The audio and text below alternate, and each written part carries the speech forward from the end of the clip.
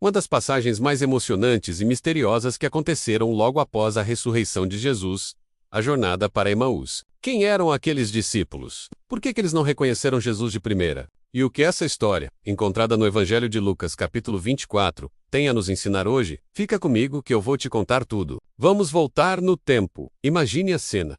Jerusalém está em completo alvoroço. Jesus, o mestre que todos seguiam, foi crucificado. A esperança de muitos parecia ter morrido com ele na cruz. O clima era de medo, tristeza e uma profunda confusão. É nesse cenário que encontramos dois de seus seguidores decidindo deixar a cidade. Seus nomes, a Bíblia nos diz que um deles se chamava Cleofas. O outro é um mistério, não é mencionado. Alguns estudiosos acreditam que poderia ser sua esposa, Maria, outros que era um amigo próximo. Essa ausência de nome é fascinante, porque nos permite colocar a nós mesmos no lugar desse segundo discípulo. Eles estavam indo para um vilarejo chamado Emaús.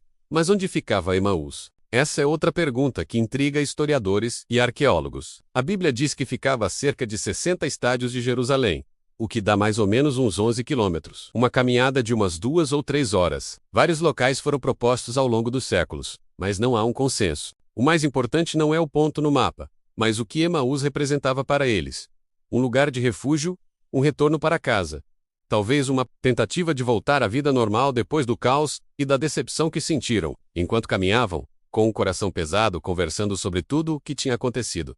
Um estranho se junta a eles. Esse estranho era, claro, o próprio Jesus ressuscitado. E aqui vem a parte mais intrigante da história. Por que eles não o reconheceram? Lucas nos diz que os seus olhos estavam como que impedidos de o reconhecer. Não era uma simples falta de atenção.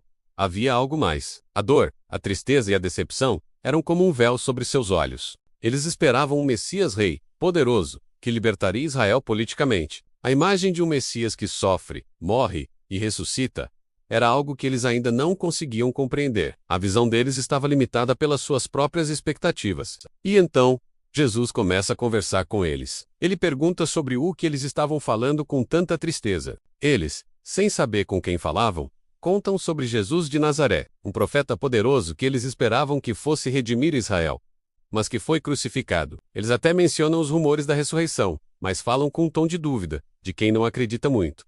A resposta de Jesus é poderosa. Ele os chama de insensatos e tardos de coração para crer em tudo o que os profetas disseram. E então, começando por Moisés e passando por todos os profetas, Jesus explicou a eles tudo o que as Escrituras diziam a seu respeito. Uma aula particular de teologia com o próprio autor da fé.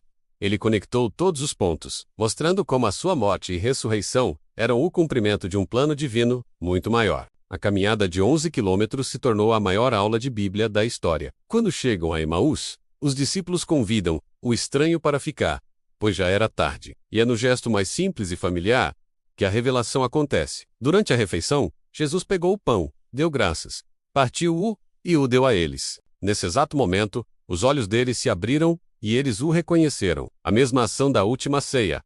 O mesmo gesto de comunhão e partilha. E assim que eles o reconhecem, Jesus desaparece da vista deles.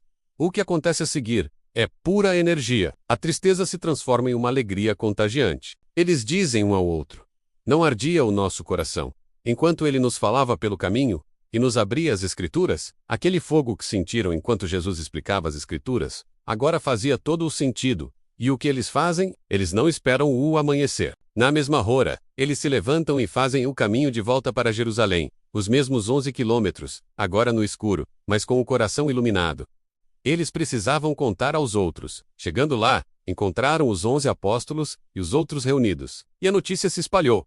O Senhor ressuscitou verdadeiramente. Essa história é um lembrete maravilhoso de que muitas vezes, em nossos próprios caminhos de Emaús, quando estamos confusos, tristes ou desapontados, Jesus caminha ao nosso lado, mesmo que não o reconheçamos. Ele se revela a nós nas Escrituras, na comunhão com os irmãos e nos gestos simples do dia a dia, como o partir do pão. Ele transforma nossa tristeza em alegria e nos envia de volta em missão. Espero que essa reflexão tenha aquecido seu coração como aqueceu o dos discípulos. Se evoca gosto, não se esqueça de deixar seu like, se inscrever no canal e compartilhar com alguém que precisa ouvir essa mensagem hoje.